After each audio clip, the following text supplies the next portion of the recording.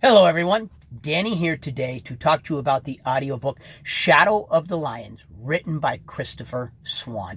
In this review, I'm going to outline and cover the story itself, the narration of the story. I'm going to let you know the job the narrator did with his narration of the story. There, I used that twice. I probably shouldn't. Oh well. I'm also, as I do with all of my reviews, going to let you know if there's any elements in the story that I think parents should be made aware of. Before I get started though, if you love audiobooks, however, you struggle to pick good audiobooks, use me, subscribe, turn on notifications. In the comments, let me know of any books that you'd like me to review for you. I'll listen to them, post a review, you take it from there. Also, feel free to check out my library of past reviews. Now, to this book. I got this book as an Audible daily deal, otherwise I probably wouldn't have picked it out. I'm very glad that I did. This was a story that from the very beginning drew me in, and I don't feel like the publisher summary really nailed the story.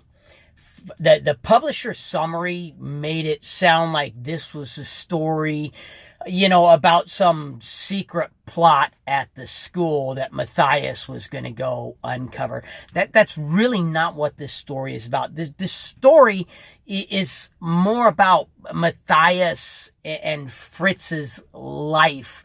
They're learning to deal with different elements in their life, especially guilt. Guilt is the big culprit in this story.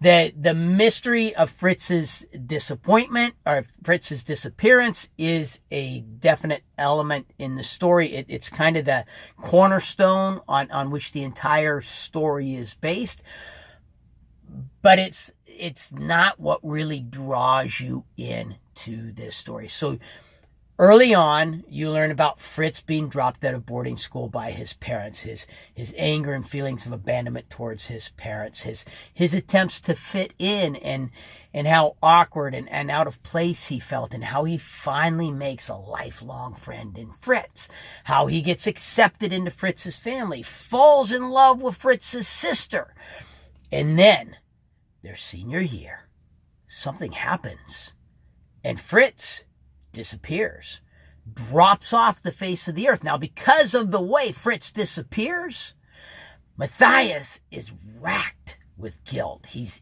eaten alive with guilt, and he can't move past Fritz's disappearance. His relationships off the rails. His life kind of off the rails. Everything is derailed by Fritz's disappointment. I mean, he has one novel, but then he can't move beyond that because he just can't get past Fritz's disappearance.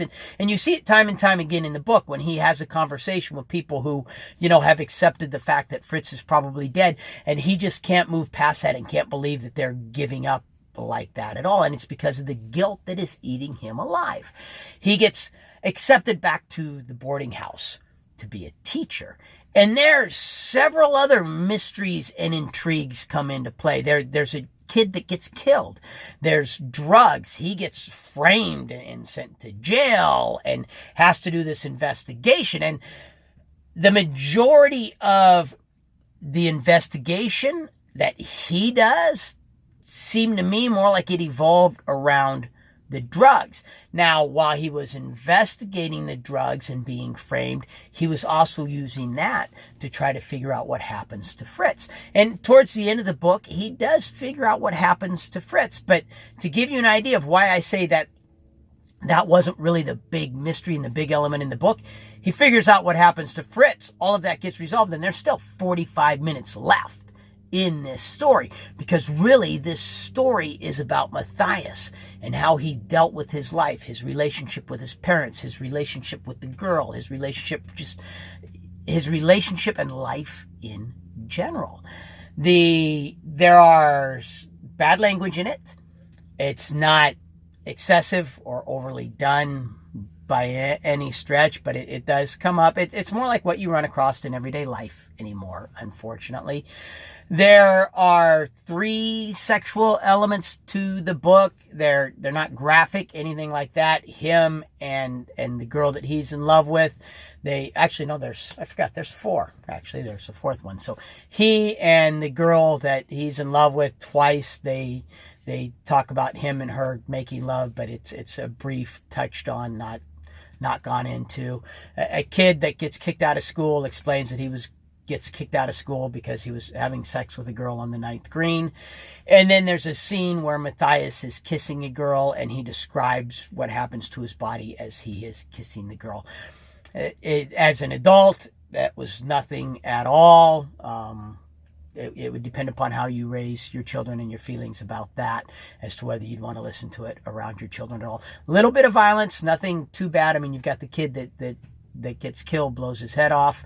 You've got someone who tries to murder Matthias and gets shot and killed. So there is a little bit of violence, but the real story, it revolves around Matthias and his internal struggles to grow up and to come to grips with what has happened.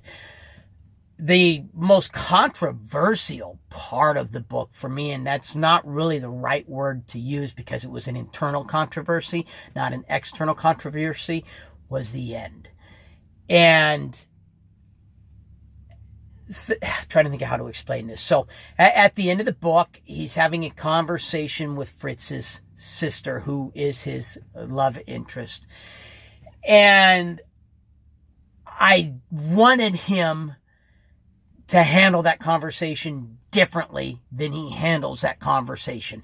And here's why the controversy comes in, because I wanted him to handle that conversation differently. However, the way the author has him handle that conversation fits with the story, fits with the book, does go better with the story than the way I wanted him to handle it. I don't think would have rung true with the story, while this rings true with the story itself. So the author was wise to do it his way and not to listen to me. But that's what I mean by that. The ending had a bit of controversy for me, because I wanted it to end one way. It ended another way. But at the same time, even though I wanted this, I think it went better that way. You get what I'm saying now. So if you like this video, hit the like button. If you like my channel, subscribe. Turn on notifications. Questions, comments, feedback. It's what the comment section is for. Put them in there. I will get back to you. But most importantly, no matter what else you do today, make sure that today you listen to at least one really good book. And I do indeed recommend Shadow of the Lions by Christopher Swann. Thank you.